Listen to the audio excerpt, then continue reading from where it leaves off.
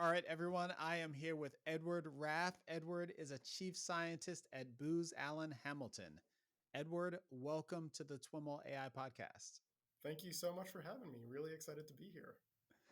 Looking forward to jumping into our conversation. You lead a machine learning research group at BAH. What does a machine learning research group at BAH focus on? Yeah, so it's a little different for us compared to many other organizations that have research teams because we are a consulting firm. So Mm-hmm. our business model is basically based on renting out people's brains. And you have some hard problem you want to solve, so we need to have smart people who can work on these hard problems.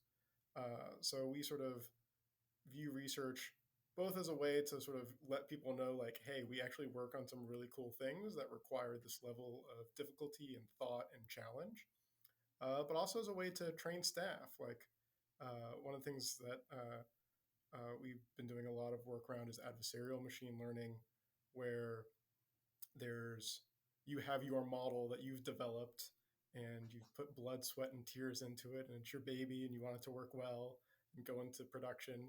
And there may be some nefarious actor out there who wants to subvert your model.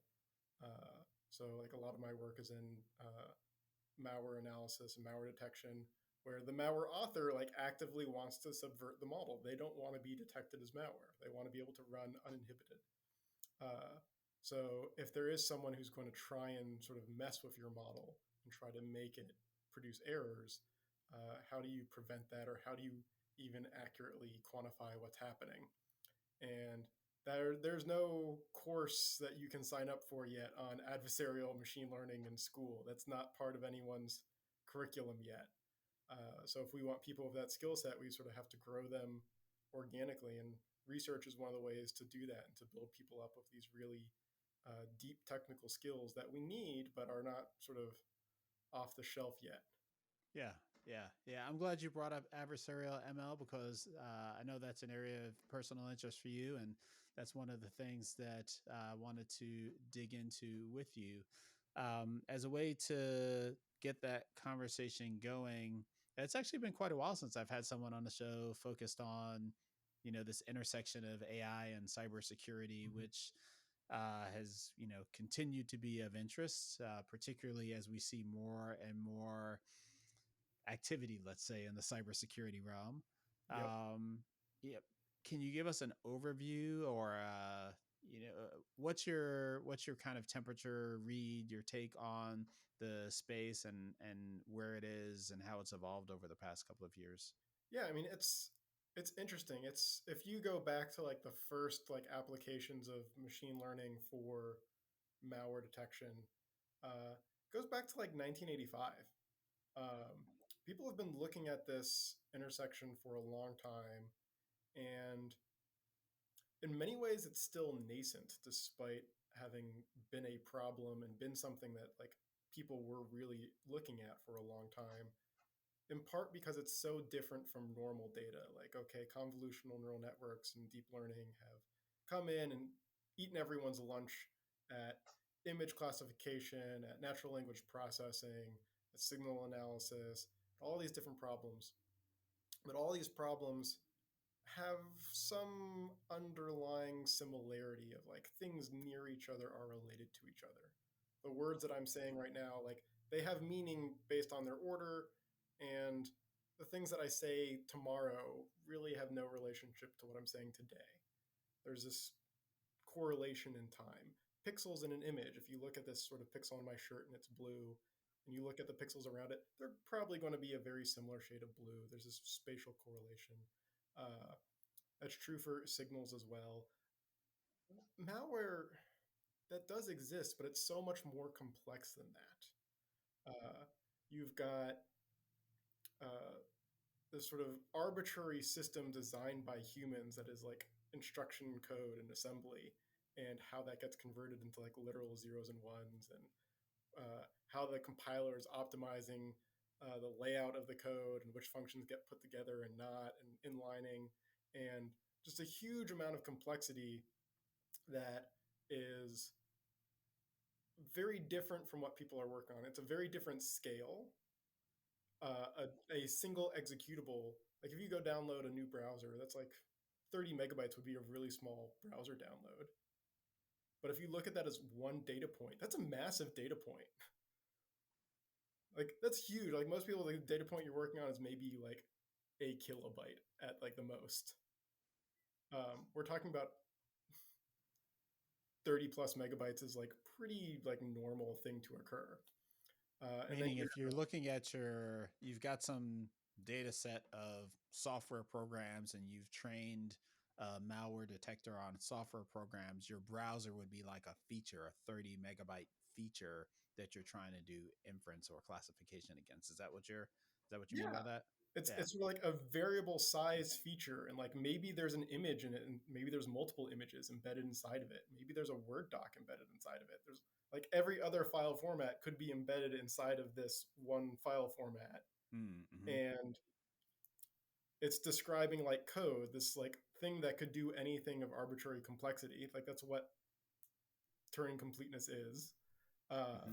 and we have proofs on like how you can't know what any arbitrary code is going to do without running it. Well, you don't want to run it because it might be malware.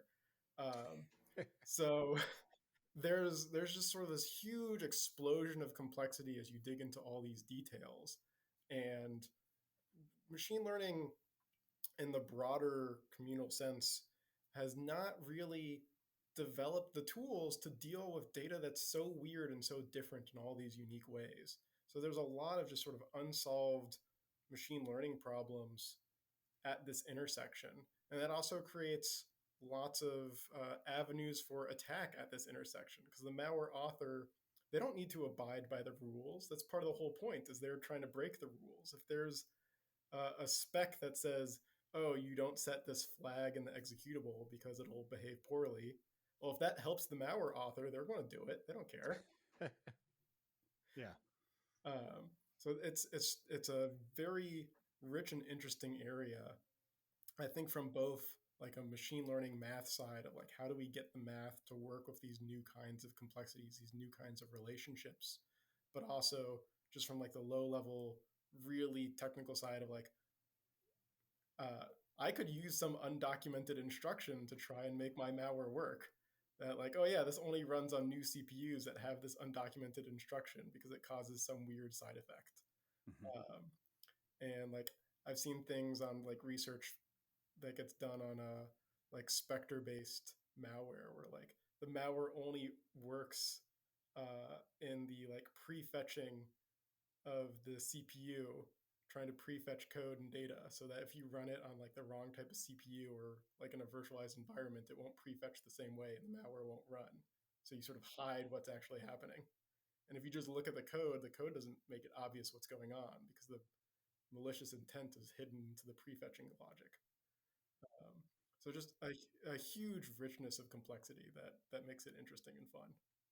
And malware is, just one element or part of this broader kind of cybersecurity um, patchwork or set of problem domain. Um, is it representative, do you think, of the other aspects, and that the other aspects of cybersecurity kind of suffer from the same kinds of problems, or um, are they all kind of unique in their own ways? I'm definitely I'm a machine learning man first, and learned about cyber as like an application area, or malware specifically. So I don't want to speak too authoritatively, but I think a lot of these have their own sort of unique snowflake problems, especially around data collection and building a data set. Uh, that is again sort of like unique to this problem space in general, where if you want to get your data labeled, um, it's really easy to go like for images, like a toddler can label images literally. Like you could set up that app and they'd put it on the iPad and they would do it for hours. No special training required to be like, this is a cat, this is a dog. Like, okay, here's this arbitrary executable. Tell me if it's malicious or not, or like what kind of malware family it's from.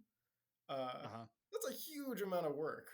Um, or like if here's some PCAP data, here's some network traffic data. Like, is anything weird going on this network? I would just stare at you. I don't know. Maybe. What do you think the answer is? Like, it's very technically deep and complex, and each avenue sort of has its own unique problems. Mm-hmm. Mm-hmm. One of the ways that you've taken on this malware problem is a recent paper focused on adversarial transfer attacks. Can you talk a little bit about that paper and the problem that it's seeking to address? Yeah, so this was a paper's adversarial transfer attacks with unknown data and class overlap uh, that a couple of people on our team have worked on. Luke Richards was the lead author on it. Some great work. We also had one of our collaborators from NVIDIA and UMBC. This paper, we were really looking at a core adversarial machine learning problem, which has been motivated by a lot of work recently. But you have some model that you want to defend, and we'll call you the victim because someone's going to try and attack you. And so there's some adversary that wants to attack the victim model. And they know that the model's there, or they know you're going to do it, but they don't have access to the model specifically. Uh, so So, quote unquote, black box attack. Would you call? black box, it is black box, and it's a specific type of black box attack that we sort of generally call transfer learning. Because what the Okay. adversary does is they build their own model that sort of does the same task, and they attack their own model. And the assumption is, well, I built a good model, you're doing the same thing. These attacks should probably work on your model. And Mm-hmm. the research that's been done to date sort of says, yeah, that does work. Um, and we were thinking about this and thinking about it from like, okay, if we were doing this in really real life, does this match reality? And maybe sometimes, but oftentimes not. Because what a lot of this work has done has sort of said, I know you're working on this problem. I know you have a model to detect malware because you're the government and malware is coming out at you, or you're a large bank, or everyone has malware detectors. You're supposed to. That's just part of the game. Um, or you can imagine sort of like many different tasks you would expect. Like the government should be doing this. Like that would make sense. Uh, and if you're an adversary, you just want to like mess with people. You're a bad actor, and so you build your own model. But you're not probably going to have the exact same data that the victim does. Uh, and you might not know. Like you can guess what they're going to do, but you don't know exactly how they've set it up. Like there could be reasonable design choices on like, well, what are my classes exactly, and where is that line? So if you're in that situation where you don't have access to their model, you're probably not going to have a perfect match for their data or how they've designed the class structure. It And sounds like a lot of the prior work assumed that the adversary was operating from the same playbook, so to speak. He was using the same data and or the same classes. the exact same data and the exact same class. Exact same data and exact same classes. Got it. We're Yeah. just like unrealistically optimistic, um, which like if you can defend against like an omnipotent adversary, good for you, congrats. But I want to know what's going to happen in real life. Uh, Uh-huh. so that's sort of the motivation. And I'm not claiming ours is perfect to real life, but I think it's closer. Mm-hmm. But so we started building some tests to sort of vary like from 0% overlap in the data to like 100%. And how much is that data overlap really a factor in the transfer success rate? And also overlapping the number of classes that are in common. So you have like all the exact same classes as each other to you have like two classes in common. So like a very small attack surface there. We spoke a little earlier about the difficulty of kind of defining the data in this space? Is a feature an executable, or is it something else? Mm-hmm. In this particular case, in the example that you used in this paper, what was a piece of data, a feature, and Yeah. what did the labels look like? In this, we were focusing just on the adversarial machine learning part. So we picked easy data that everyone has access to. So we just did image data, like CIFAR 10, CIFAR 100, Okay. mini ImageNet.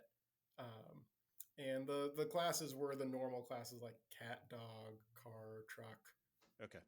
deer, and frog, I think are also classes in there. Um, so we were just focusing on the adversarial part for this one. Mm-hmm.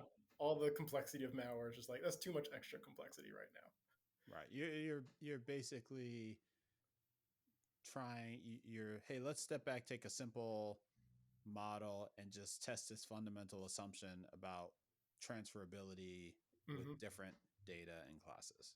Yeah, something that I often uh, probably one of the best skills that I try to like pass on to like employees and students is like, okay, like you have this complex goal, just figure out some way to cut this down into Mm-hmm. different chunks because you can't eat the whole sandwich. It's too big. Forget about an elephant. You Yeah, can't even eat the sandwich. it's too big. You got to cut something off. Uh, so we cut off this part. So we're using just image data as convolutional neural networks that everyone sort of Mm-hmm. like feels comfortable with. You're going to understand what the results mean. Um, and when we set this up, uh,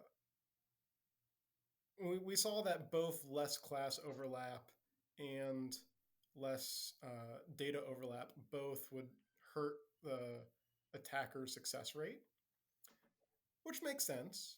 But we also saw some odd behaviors that it wasn't sort of as consistent as you would expect. It wasn't sort of like this smooth degradation down. Like it would get worse and then it would like start to get better again, but randomly. Um, Hmm. and as It we sounds dug in, like some kind of generalization property kicking into effect or something.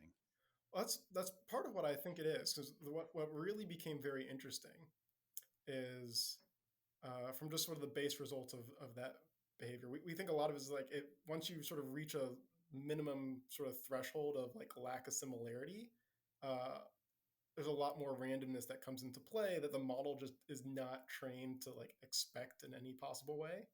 Mm-hmm. And now it's making errors, maybe not because the adversary did such a good job crafting the example, but the data is just so different from what the model itself understands because Mm-hmm. the amount of overlap has decreased so much.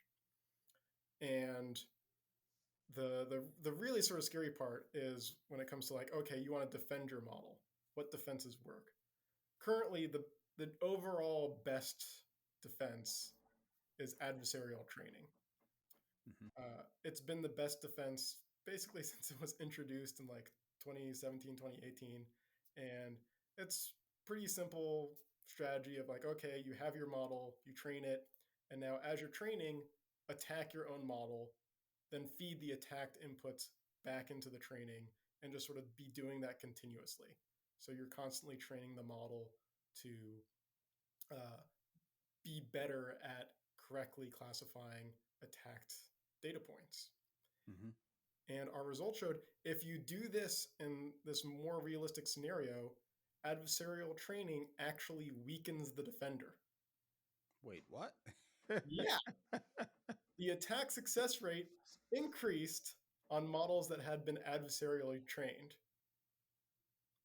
I think what's happening there, what we sort of believe is going on, is when you're doing adversarial training, you're in a way overfitting to a very specific adversary, an adversary that has the exact same classes and data you do.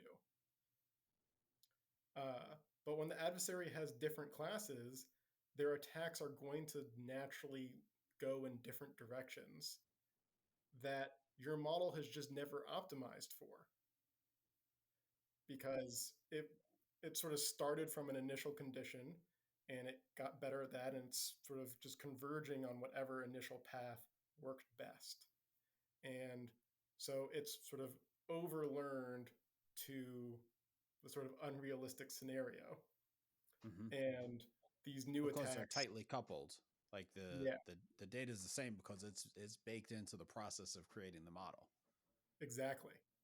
Um, and so the attacks seem to transfer more successfully if the victim has done adversarial training in this sort of imperfect knowledge scenario. Which, if you're actually trying to build a robust model for real life production, like that's actually a huge concern now because you say, okay, I'm going to keep my model private. I'm going to try and sort of mitigate as much information that the adversary could acquire by sort of keeping this close hold. Hmm. Uh, and you want to do all the best things. Okay, I'm going to do adversarial training. Like, well, actually, if you believe that's the correct threat model, you might not want to do that. It Hmm. might actually make you more susceptible rather than less. Uh, Interesting. Can we maybe take a second to kind of punch into the degree to which adversarial training and a lot of these techniques around adversarial ML generally, the way the degree to which those are practical concerns and implemented by people that are building actual models mhm. versus academic thought exercises that people really aren't thinking about when they're putting models into production at this point? What's your read on that from where you sit? I think on average, it's more academic for most real world like usage of it is more academic. Like people don't necessarily a reason to really believe they're under attack. So a lot of people motivate this with like self-driving cars that someone's going to trick the self-driving car into plowing through a stop sign, uh, which like I don't want that to be a thing that can happen to my future self-driving car. That's true. Uh, I'm sure maybe some horrible person out there like tries to screw with them, but like in general, it's not like a very well motivated threat. Like who's going around just trying to destroy every self-driving car? Um, it's like it's important. I think it's more important in like the academic sense of like trying to figure out how to make models robust to just like errors in general than it is there's an actual adversary trying to trick you. And a lot of times, a lot of the research that gets done becomes sort of somewhat cartoonish, and like the amount of information that they give the adversary makes it like, why would they do it this way if they were that powerful? Like I remember seeing some work on adversarial attacks on medical imaging, and they'll adjust the medical image and the to make the AI models would give you the wrong prescriptions and the wrong drugs and the wrong medication to like hurt your health. And like if they have like that much control to like get all this data and like access the model, like why They'll wouldn't just they flip a just, bit in the database. why don't they just change the record in your medical record like that? It seems like if they're that powerful, there's so much easier things they could have done. Right, right. So that was sort of the goal with like how we came up with this work to begin with, was like, well, in a realistic scenario, what's it actually going to look like? And for malware, it is a really like true to life realistic problem that people do deal with like day to day, which is part of why I like doing work in this space. Is Mm. it's not academic. It is like this is really happening. Uh, Meaning not the broad existence of motivated adversaries, but the specific application of adversarial attacks to in kind of the malware world. Like meaning adversary, a malware, there, there are existing malware detectors that are based on machine learning models, and there are people out there that are trying to deploy adversarial attacks against those models, and there are people in that world that are building adversarial robustness into those models. Like that's all real and extent today.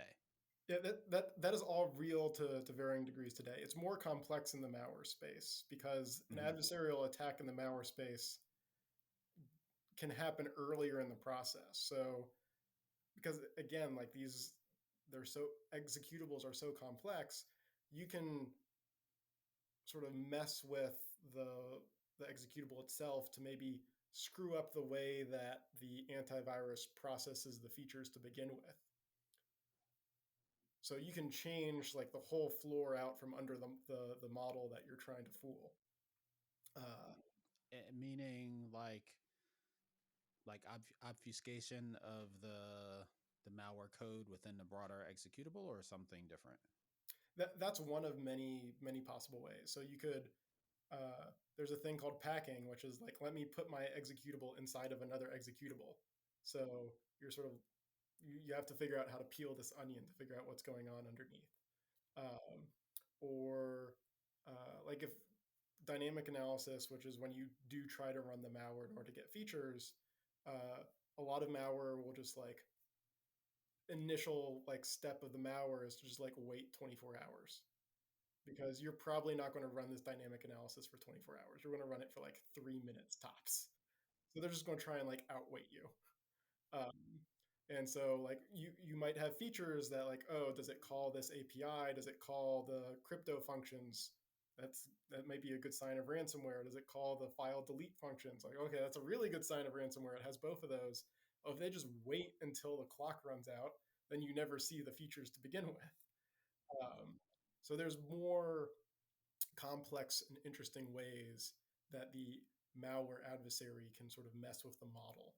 Uh, and I can go on like lots of fun tangents on my favorite one that I've seen, which is not, I've never seen it actually used by malware, but it's just fun that like this is possible.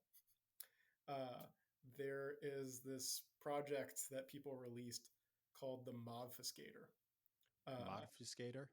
Mov, like MOV, Ma. like the Intel Okay. move instruction. Movie. Yeah. Because Okay.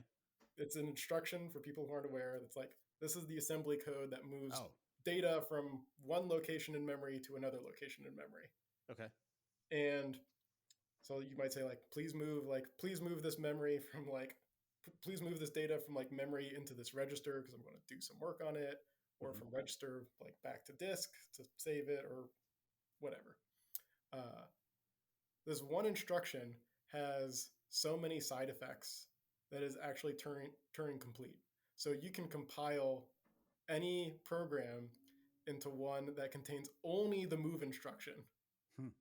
Ostensibly, it looks like this program only moves data and never actually does anything with it. Mm-hmm. But it has so many weird side effects that you can actually, and it works, you can recompile any program to contain only one single instruction.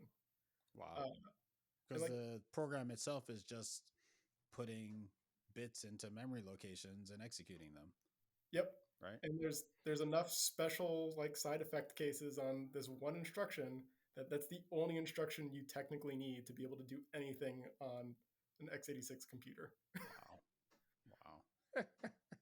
It's like you see weird stuff like this with malware so often. It's just like, yeah, anything you can think of. Like, I'm sure there's some way someone could get around this, and then it becomes a numbers game. I'm like, how many Mm-hmm. more machines am I protecting? How many more cases am I covering? And am I sort of making any new like gaping holes that I need to address? Because you're not going to get it all. Mm-hmm. But you gotta. That doesn't mean you sit around and go like, well, I can't solve it perfectly, so I might as well not do it. Like, no, you build the best solution you can. You sort of get it out there. You try and fix what you can, and see how do they adapt. What happens next, and sort of this continual back and forth of you taking a step and the adversary taking a step. Mm-hmm. Mm-hmm. So malware, is a place where these kinds of things are happening today. Um, and we kind of got to that from talking about the um, adversarial or adversarial training, adversarial robustness, kind of incorporating into training, and that having an adverse effect on robustness. Um, is there a solution to that? We're working on it. I'm not out of a job yet, though. Thank you. Um, it's sort of a double-edged sword. Uh, if we can, I mean, if like the gut reaction of everyone is like, these adversarial attacks are definitely a bad thing. We don't want them to exist. We got to get rid of them. Which, yes, it is definitely a bad thing. But it's in the context of how things are being used. If someone's using a machine learning model in a bad way, then being able to subvert that model now actually becomes a defense, a good thing. So if someone is using the machine learning model to sort of like create like a surveillance like state or something, like, okay, that we're not comfortable with that. We don't like that. There was a recent paper. I had this idea years ago, but didn't do it. So I get no credit for just having a nice idea. But it was this really interesting paper that got published or put online at least on using like adversarial attacks to figure out how to put on makeup in such a way that you look normal, but the machine learning model will just be like, yeah, there's no one there. Hmm. So Mhm. sort of giving you a way to sort of get some of your privacy back. You Yeah. don't want to be tracked or looked at. So these are things that they're complex from many perspectives. They're not just from a technical perspective, but from like an ethics perspective on like what is and is not an okay use of machine learning. How do we want to deploy these things? These are the things that we often have to work about and think about and be conscious of. Uh, but it also does mean that adversarial attacks and defenses are like whichever way it goes, we ultimately can or cannot defend against these attacks. Also means we ultimately can or cannot subvert people using machine learning for inappropriate and unethical use cases. So that's something that I uh, think about a lot. The main idea is that, hey, we don't, uh, the research that's happening here isn't really considering a real world scenario. Your paper considered a real world scenario, and you found that um, in general, the less overlap, um, the more difficult an attack is, but in a kind of weird way, where a weird nonlinear way. In a weird nonlinear way, and in addition, we could, from the attacker's perspective, we could restore some more predictable behavior to the attacker. So if we sort of simulated uh, attacking a model with unknown classes or with sort of imperfect classes by sort of like randomly masking them out when we generate the attacks. So we're like each time we attack it, we're going to randomly pretend some of these classes don't exist and don't count. So maybe you're trying to, maybe the model's first gut instinct is to convert the model from predicting truck to car. You say, well, we've masked out car. That's not an option. So you're not getting credit for that. You have to do something else. Uh, if we do that, we restore a lot of behavior that makes more sense. So it sort of removes the variance of class overlap from the attacker success rate. Uh, So rewind this for me. This is when you're training your target model. You are doing what? so when we're generating the attacks Oh, generating from the attacks. Okay. to sort of transfer to the victim. Mm-hmm. So the adversary has their own, what we call a surrogate model. They built their own model that they think hopefully matches what you've done. And they're basically going to perturb their own surrogate model in order to simulate that they don't know exactly what you're doing. Mm-hmm. And that uh, the attacker pays a penalty in terms of attack success rate in order to do that. But what they gain is sort of certainty about their attack's success rate, if that makes sense. So in the normal Got it. situation, Yeah. uh, maybe the average success rate of their attack would have been 40%, but they're not sure that it's actually 40%. They're, well, maybe it's between like 15 and 60, and I can't really tell what exactly it is. But then if you do this modified attack, they're pretty sure that it's somewhere between like 30 and 35. So it's lower, but they actually know what they're going to get. So kind of greater bias, less variance. Yep, exactly.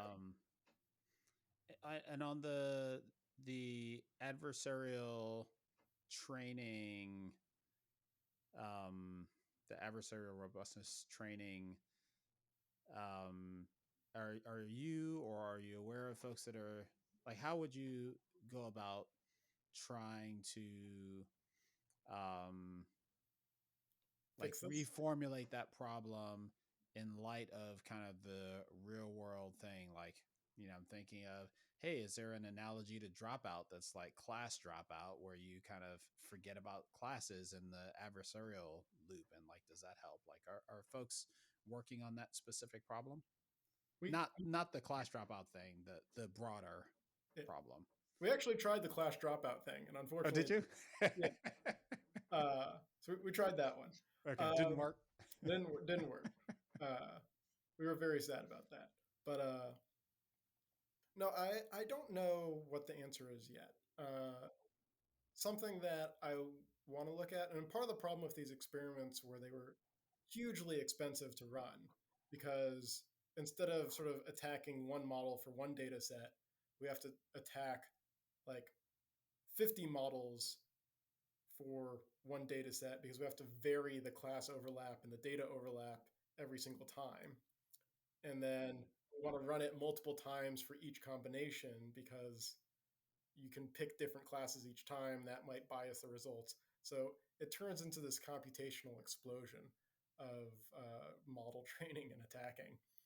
Uh, so something that I want to look at, but I think we might need to figure out something more intelligent first is uh, these approaches that try to sort of build provably robust models from the onset, where you can sort of think of it like your model makes a prediction and it's sort of making a prediction about like a single data point. Like one point comes in and you get one answer.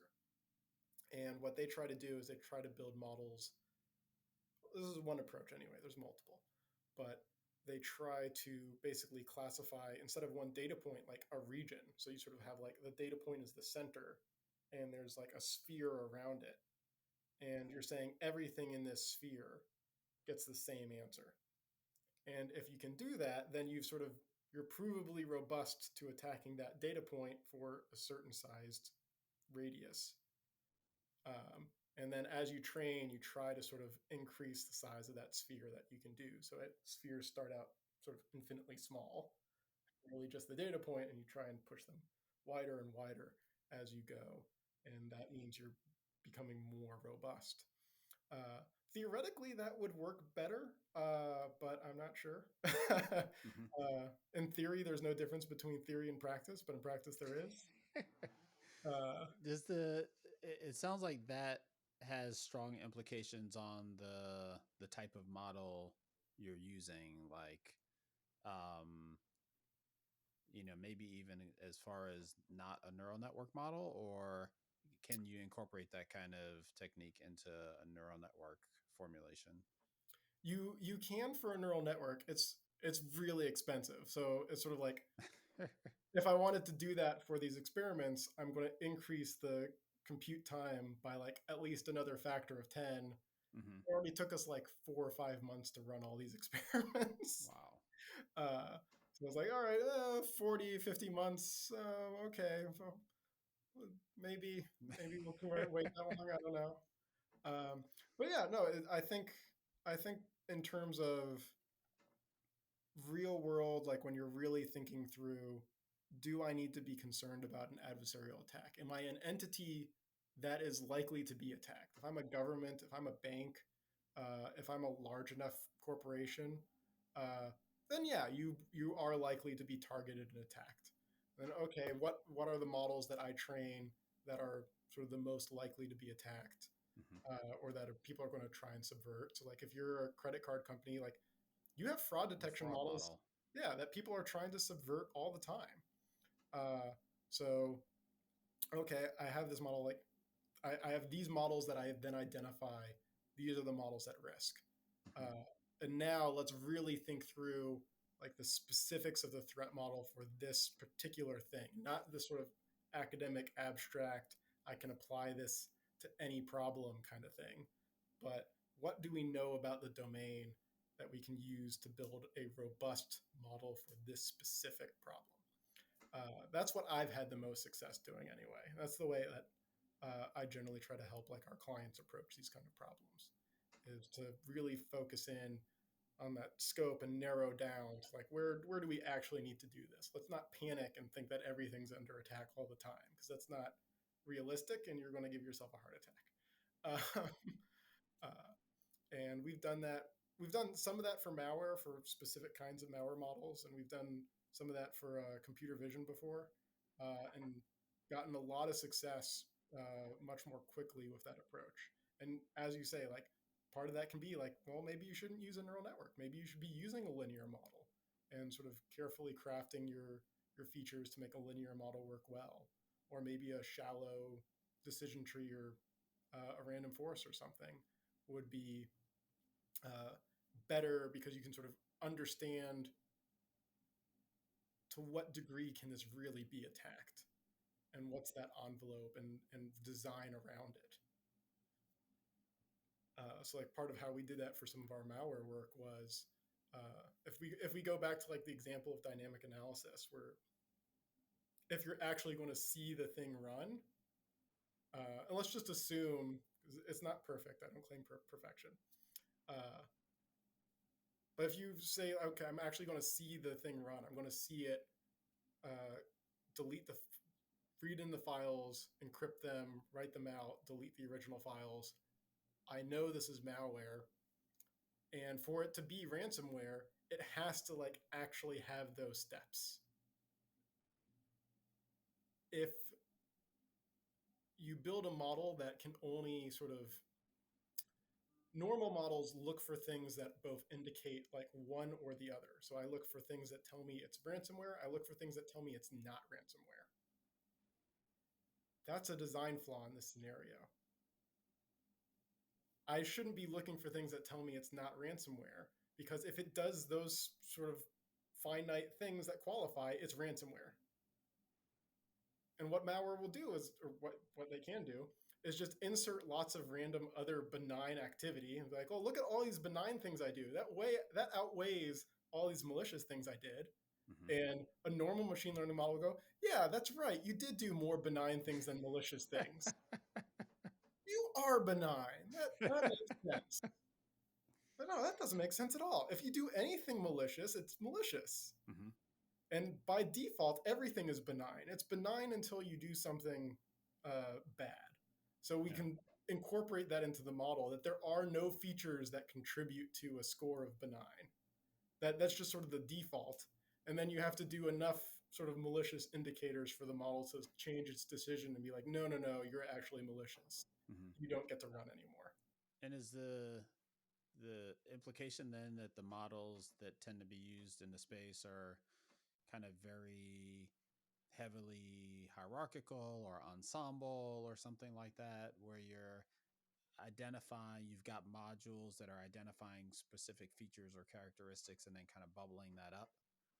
Like Microsoft has published some of their like strategy for how they handle Windows Defender and trying to protect computers. And they've published, they have this whole hierarchical strategy of like, okay, here's the super fast model, and sort of it can handle a lot of things, and for the things it can't, like bumping that up a stage to something more complex, it's going to do something more sophisticated.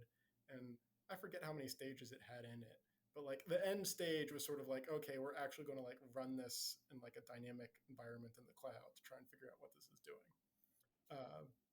So people definitely do that, of this sort of building this hierarchy of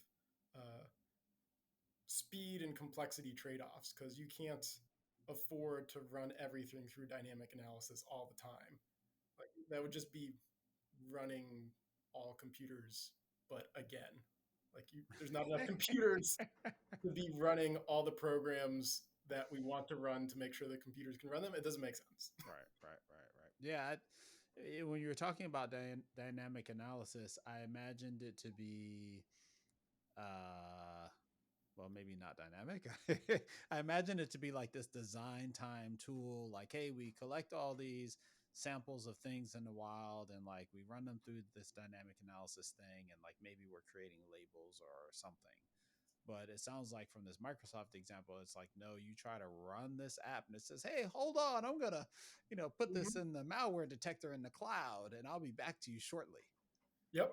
I remember one of my colleagues he's a malware analyst with a lot of experience. He was telling me about how like for the analysts who are just doing their job like as part of a manual process to figure out what things are, they would have a big sort of virtual machine cluster to run things and try and observe them and see what they're doing.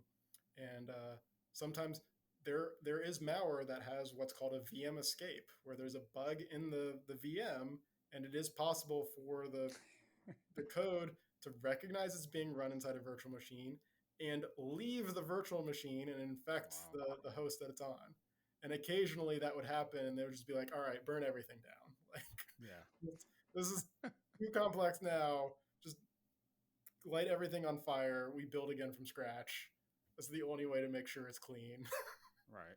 Right.